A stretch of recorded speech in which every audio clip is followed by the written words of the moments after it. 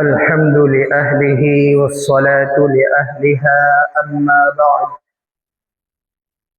فأعوذ بالله من الشيطان الرجيم بسم الله الرحمن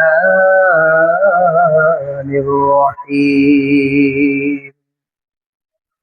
وتزودوا فإن خير زاد التقوى صدق الله العظيم وصدق رسوله النبي الكريم ونحن على ذلك لمن الشاهدين والشاكرين والحمد لله رب العالمين سبحانك لا علم لنا إلا ما علمتنا إنك أنت العليم الحكيم اللهم صل على محمد النبي الأمي وعلى آله وسلم تسليما الحمد لله মহান আল্লাহ তাবারকা ওয়া তাআলার দরবারে অসংখ্য অগণিত শুকরিয়া আদায় করছি, যিনি আমাদেরকে এক সপ্তাহ পরে আজকে জিলহজ মাসের 18 তারিখে মেহেরবানি করে আল্লাহ তাআলার সর্বশ্রেষ্ঠ ঘর মসজিদে আসার ও বসার, কোরআন ও সুন্নাহ থেকে কিছু বলার ও শোনার মতো তৌফিক দান করেছেন। এজন্য আমরা খুশি না বেজার? আমরা যারা খুশি হয়েছি, আমরা মহান রব্বুল আলামিনের দরবারে উচ্চ আওয়াজে কালিমাতুশ শুকর আদায় করছি। সকলে বলুন আলহামদুলিল্লাহ। সম্মানিত উপস্থিতি, আজকে জিলহজ মাসের 18 তারিখ, আর এই মাসের 10, 11, 12 এই 3 দিন কিসের ছিল বলতে পারবেন? ঈদ উল আজহা এবং আইয়ামে তাশরিক, আর একটা হচ্ছে তাকবীরে তাশরিক। তাকবীরে তাশরিক শেষ হয়েছে 13 তারিখ রবিবার আসর পর্যন্ত। আইয়ামে তাশরিক শেষ হয়েছে 11, 12, 13। ওই 13 তারিখে একবার ঈশা। মুহতারাম হাজিরিন, আমরা এই দিনগুলোতে ঈদ উল আজহার পরে যে দিনগুলো, এই দিনগুলোতে আমরা আইয়ামে তাশরিক আমরা খেয়েছি আর আল্লাহর কথা স্মরণ করছি, জিকির করছি। তাকবীরে তাশরিক নামাজ শেষ হয়েছে আল্লাহু আকবার, আল্লাহু আকবার, লা ইলাহা ইল্লাল্লাহু আল্লাহু আকবার, আল্লাহু আকবার, ওয়ালিল্লাহিল হামদ। আমরা যে এই যে তাকবীরে তাশরিক বলেছি, এটা কি এখন বলা যাবে না? কি বলেন? বলা যাবে না এখন? আল্লাহু আকবার এটা কি বলা যাবে? লা ইলাহা ইল্লাল্লাহ এটা বলা যাবে না? আল্লাহু আকবার, ওয়ালিল্লাহিল হামদ, এটা আল্লাহ পাক রব্বুল আলামিনের একটা জিকির। এটা কি আমরা জিকির করি না? সুবহানাল্লাহ, আলহামদুলিল্লাহ, আল্লাহু আকবার, লা ইলাহা ইল্লাল্লাহ। এই বাক্যগুলোই তো, এই শব্দগুলোই তো আমরা তাকবীরে তাশরিকের মধ্যে বলেছি, না এর থেকে বেশি? ওয়ালিল্লাহিল হামদ, সকল প্রশংসা কার জন্য? আল্লাহর জন্য। আমরা নামাজে দাঁড়ায় কার কথা বলি? আলহামদুলিল্লাহি রাব্বিল আলামিন। আল্লাহ পাক বলেন হামিদানি আবদি।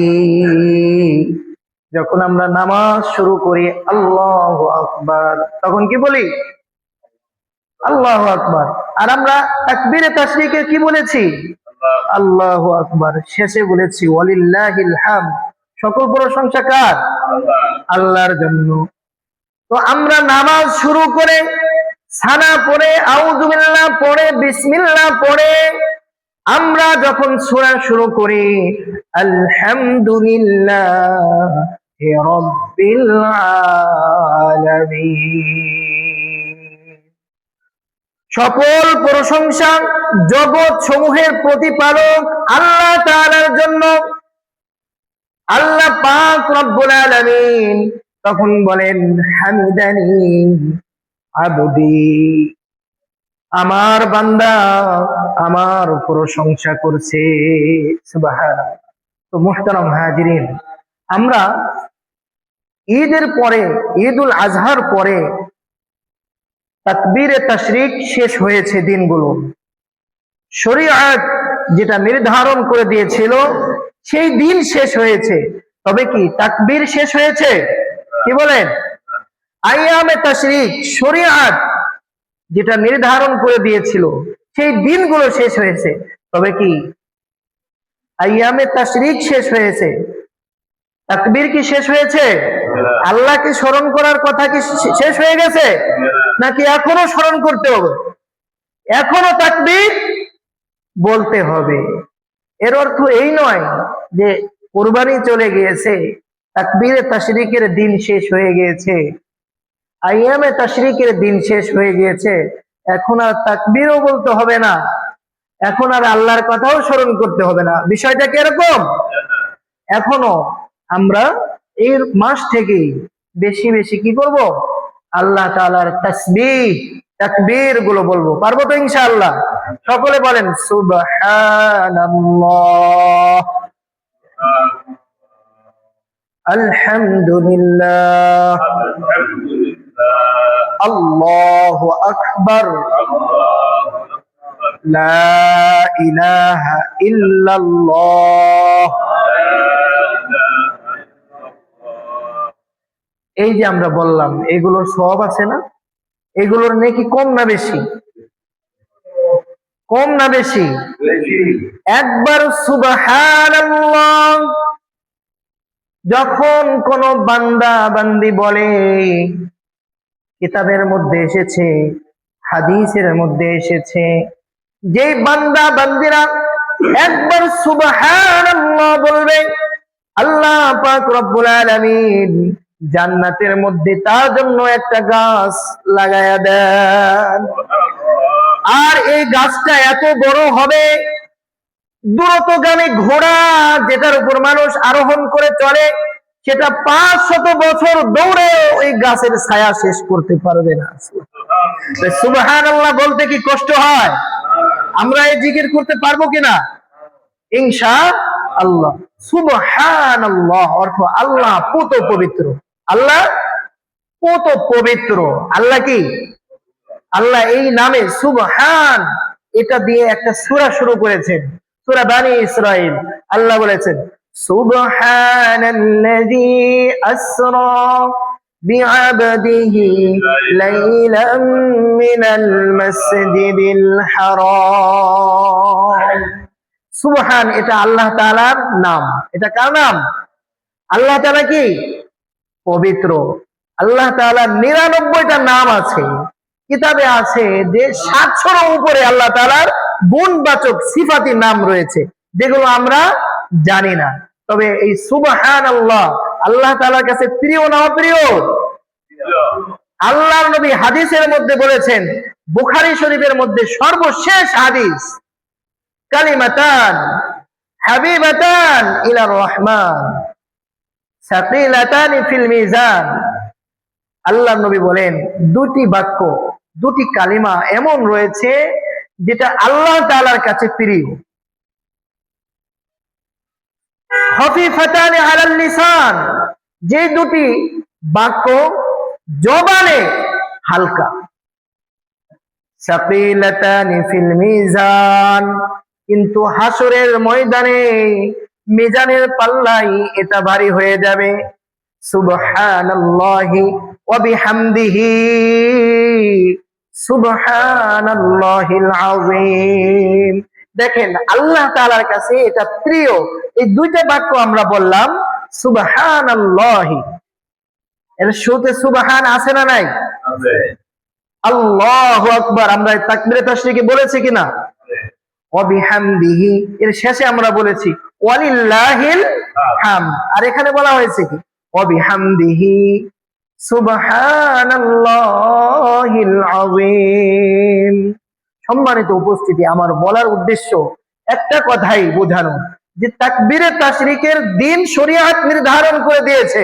এই দিনগুলো শেষ হয়ে গেলে কি আমাদের তাকবীর বলা শেষ হবে? আইয়ামে তাশরিক শরীয়ত নির্ধারণ করে দিয়েছে, তাই বলে কি আমরা আল্লাহকে ডাকতে ভুলে যাব? ভুলবো না। আমরা সর্ব অবস্থায় তাকবীর তাসবিহ এগুলো পাঠ করব এবং আল্লাহকে স্মরণ রাখবো। পারবো তো ইনশাআল্লাহ? আমি যে আয়াতটি আপনাদের সামনে পড়েছি, আল্লাহ তাআলা বলেছেন ওয়াতাযাওয়াদু ফাইন্না খায়রা যাদিত তাকওয়া, তোমরা আখিরাতের পাথেয় সংগ্রহ করো। কে বলেছেন? আল্লাহ বলেছেন। আল্লাহ তাআলা বলেন ফাইন্না খায়রা যাদিত তাকওয়া, আর আখিরাতের যতগুলো পাথেয় রয়েছে এই পাথেয়গুলোর মধ্যে সর্বশ্রেষ্ঠ পাথেয় হলো তাকওয়া। আর এই তাকওয়া থাকে কোথায়? তাকওয়া অন্তরের মধ্যে, কলবের মধ্যে। এই আমরা কুরবানির যে আয়াত আমরা পড়েছি, আল্লাহ তাআলা বলেছেন, এটার মধ্যেও আল্লাহ বলেছেন ওয়ালাকি ইয়ানালুহুত তাকওয়া, তোমাদের কাছে আল্লাহ রক্ত গোশত এগুলো কিছুই চান না, শুধু আল্লাহ চান তাকওয়া। অন্তরের মধ্যে আল্লাহ আছেন। কে আছেন? আমার আপনার কলবের মধ্যে কে আছে? আল্লাহ আছে। আল্লাহকে আমরা কি দেখছি? দেখি নাই। আর আল্লাহ আমাদেরকে যে দুনিয়ার মধ্যে যে চোখ দিয়ে বানাইছেন, এই চোখ দিয়ে কি দেখা সম্ভব দুনিয়ায় আল্লাহকে? হযরত মূসা আলাইহিস সালাম নাম শুনেছেন? মূসা আলাইহিস সালাম কি আল্লাহকে দেখতে চেয়েছিলেন কিন্তু দেখতে পারছিলেন? দেখতে চাইছেন কিন্তু আল্লাহকে দেখতে পারছেন? দেখতে পারেন নাই। তিনি তো আল্লাহর সাথে কথা বলতেন। মূসা কালিমুল্লাহ, নাম কি? মূসা কালিমুল্লাহ, আল্লাহর সাথে কথা বলতেন। সেই মূসা আলাইহিস সালাতু ওয়াস সালাম তিনি আল্লাহকে দেখতে পারেন নাই। আল্লাহর নূরের যে তাজাল্লি, এই তাজাল্লিতে পাহাড়ের উপর তিনি শুয়ে পড়েছেন, আল্লাহকে দেখতে পারেন না। তো আমাদের মধ্যে, সমাজের মধ্যে অনেক মানুষ আছে যারা নামাজ পড়েন, বিভিন্ন জায়গায় তারা যায়, তারা বলে আল্লাহকে দেখি আমরা। কি বলে? সকলে বলে নাউযু বিল্লাহি মিন যালিক। তারা বলে আল্লাহকে আমরা দেখি, আমাদের নামাজ কলবে কলবে পড়লেই হয়। বলেন কলবে কলবে কি নামাজ পড়া যায়? সম্ভব? নামাজ পড়তে হবে আল্লাহর নবী যেভাবে আমাদেরকে পড়তে বলেছেন ওইভাবে পড়তে হবে। আমরা যদি বলি কলবে কলবে নামাজ পড়া হয়, এটা কি সম্ভব? এটা ভণ্ডামি। মুহতারাম হাজিরিন, যারা বলে যে আমরা দুনিয়ায় আল্লাহকে দেখেছি, এটাও আর একটা ভণ্ডামি। আমাদেরকে আল্লাহ যে চোখ দিয়েছেন, জালিকুমুল্লাহু রাব্বি লা ইলাহা ইল্লাহু খালিকু কুল্লি শাইইন ফা'বুদু লা তুদরিকুহুল আবসার ওয়া হুয়া ইউদরিকুল আবসার ওয়া হুয়াল লাতীফুল খবীর। লা তুদরিকুহুল আবসার, আল্লাহ বলেছেন ওয়া হুয়া ইউদরিকুল আবসার, যে আল্লাহ দুনিয়ার মধ্যে যে চোখ দিয়েছে মানুষকে, এই চোখ দিয়ে আল্লাহকে দেখা সম্ভব না। আমরা যদি জান্নাতে যাই, আল্লাহ আমাদের সাথে জান্নাতে দেখা দিবেন। বলেন সুবহানাল্লাহ। আল্লাহ আমাদেরকে কোরআন তেলাওয়াত করে শোনাইবেন। মুহতারাম হাজিরিন, তো বলতেছিলাম যে সবচেয়ে আখিরাতের পাথের মধ্যে সর্বশ্রেষ্ঠ পাথেয় কোনটা? ভুলে গেছেন? কোনটা? তাকওয়া। সর্বশ্রেষ্ঠ তাকওয়া পাথেয়, আখিরাতের পাথেয় মানে কি? আখেরাতে আমরা যে যাব, আমরা এখান থেকে ঢাকা যাব, ঢাকা যাওয়ার সময় জামা কাপড় আরো যা কিছু লাগে, টাকা পয়সা, খাবার দাবার, এগুলো দরকার হয় না? না শুধু বাড়ি থেকে রওনা দিয়ে চলে যাওয়া যাবে? জামা কাপড়, টাকা পয়সা, আরো অন্যান্য যা কিছু লাগে সবকিছু নিয়ে যাওয়া লাগে না? তো আখেরাতে আমাদের মধ্যে, আমরা যে আখেরাতে আমাদের চিরস্থায়ী ঠিকানা, আমাদের চিরস্থায়ী ঠিকানা কোথায় বলতে পারবেন? এই দুনিয়া আমাদের ক্ষণস্থায়ী একটা ঠিকানা, আর আমাদের চিরস্থায়ী ঠিকানা কোথায়? আখেরাত। কবর তো অস্থায়ী, চিরস্থায়ী কোথায়? আখেরাতে। তো ওই আখেরাতে যাওয়ার সময় আমাদের দুনিয়ার মধ্যে আমরা যা কিছু করছি এগুলো কিন্তু কিছুই যাবে না, শুধু যাবে আমল। কি যাবে? এই আমল আমাদের সাথে যাবে। তো আল্লাহ পাক রব্বুল আলামিন বলেছেন, ওয়াতাজাওয়াদু, তোমরা আখিরাতের পাথেয় সংগ্রহ করো, ফাইন্না খায়রা যাদিত তাকওয়া, আর তোমাদের আখিরাতের যত পাথেয় রয়েছে এই পাথেয়গুলোর মধ্যে সর্বোত্তম এবং সর্বশ্রেষ্ঠ পাথেয় হচ্ছে তাকওয়া। আর তাকওয়া মানে আল্লাহর ভয়। তাকওয়া মানে কি? আল্লাহর ভয়। আমরা আল্লাহ পাক রব্বুল আলামিনের যে মহান হুকুম কুরবানি, আল্লাহর নামে পশু জবাই করা, আমরা এটা করেছি। ভাই লাইটটা একটু জ্বালাই দেন তো। আমরা যে আল্লাহ তাআলার নামে যে পশু জবাই করেছি, এখানে আল্লাহ আমাদের কাছে কি চেয়েছেন? ওয়ালাকি ইয়ানালুহু তাকওয়া। আল্লাহ আমাদের কাছে পশুর কোনো কিছুই চায় না, শুধু চেয়েছেন কি? তাকওয়া। আর অন্য যে আয়াতটি আমি আজকে সূরা বাকারা থেকে পড়লাম, এখানেও আল্লাহ বলেছেন তোমরা পাথেয় সংগ্রহ করো, আর এই পাথের মধ্যে আল্লাহ স্বয়ং নিজেই বলেছেন যে সর্বশ্রেষ্ঠ পাথেয় হচ্ছে তাকওয়া। আর তাকওয়া মানে হচ্ছে অন্তরের মধ্যে কার ভয়? আল্লাহর ভয়। মুহতারাম হাজিরিন, এই পৃথিবীর মধ্যে আমরা যা কিছু দেখি এগুলো কোনো কিছুই কিন্তু আমাদের সাথে যাবে? কার কার যাবে? কারো সাথে যাবে না। শুধুমাত্র যাবে আমাদের কলবের মধ্যে যে আল্লাহর ভয় রয়েছে, আল্লাহকে ভয় করে যে আল্লাহর হুকুমগুলো পালন করেছি আর আল্লাহর নিষেধগুলো বর্জন করেছি, এইগুলোই আমাদের সাথে যাবে। যারা আল্লাহর হুকুম মানে নাই সেটাও যাবে, আর যারা মেনেছে সেটাও যাবে। অর্থাৎ নেক আমল আর বদ আমল, গুনাহ এবং নেকি, এই দুইটা ছাড়া আর কোনো কিছুই যাবে না। তবে ফাইন্না খায়রা যাদিত তাকওয়া, আখিরাতের পাথের মধ্যে সর্বশ্রেষ্ঠ পাথেই হলো অন্তরের মধ্যে আল্লাহর ভয়। আর যাদের অন্তরের মধ্যে আল্লাহর ভয় রয়েছে, আল্লাহ পাক রব্বুল আলামিন তাদেরকে আখিরাতের সর্বশ্রেষ্ঠ পাথেই দিয়েছে, এবং সর্বশ্রেষ্ঠ পাথেই নিয়ে তারা আমাদের চিরস্থায়ী সুখের ঠিকানা জান্নাতে পৌঁছায় যাবে। সুবহানাল্লাহ। সম্মানিত হাজিরিন, এক বাদশা ছিল, এক বাদশা মন্ত্রীকে বলতেছে, মন্ত্রী সাহেব আমাকে এমন একটা বাক্য শিখায় দেন যেটা সুখে দুঃখে সব জায়গায় আমি ব্যবহার করতে পারি, প্রয়োগ করতে পারি। তখন মন্ত্রী ছোট্ট একটা বাক্য লিখেছে, হাজা আইবন, হাজা আইবন ফায়ামসি। এর অর্থ হচ্ছে এটাও একদিন চলে যাবে। সুখ দুঃখ দুটো কি থাকবে? কি বলেন? দুটো কি থাকবে? সুখ দুঃখ এটাও চলে যাবে। হাজা আইবন ফায়ামসি মানে সুখ দুঃখ এটাও চলে যাবে। সুখে দুঃখে ব্যবহার করতে চেয়েছে মন্ত্রী, লিখেছেন কি? হাজা আইবন ফায়ামসি। আমরা দুনিয়ার মধ্যে যারাই আছি, সুখে আছি আর দুঃখে আছি, যে যে অবস্থায় থাকি, এই সুখ দুঃখ সেটাও একদিন শেষ হয়ে যাবে। শুধুমাত্র বাকি থাকবে কি? আমল, নেক আমল, বদ আমল। মুহতারাম হাজিরিন, এই জন্য আল্লাহর নবী হাদিসের মধ্যে বলেছেন, আকসিরু যিকরা হাযিহিল লাদ্দাতিল মাউত, তোমরা বেশি বেশি দুনিয়ার স্বাদ ধ্বংসকারী মৃত্যুকে স্মরণ করো।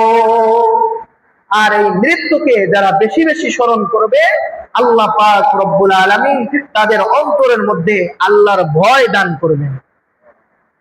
পারবো তো ইনশাআল্লাহ?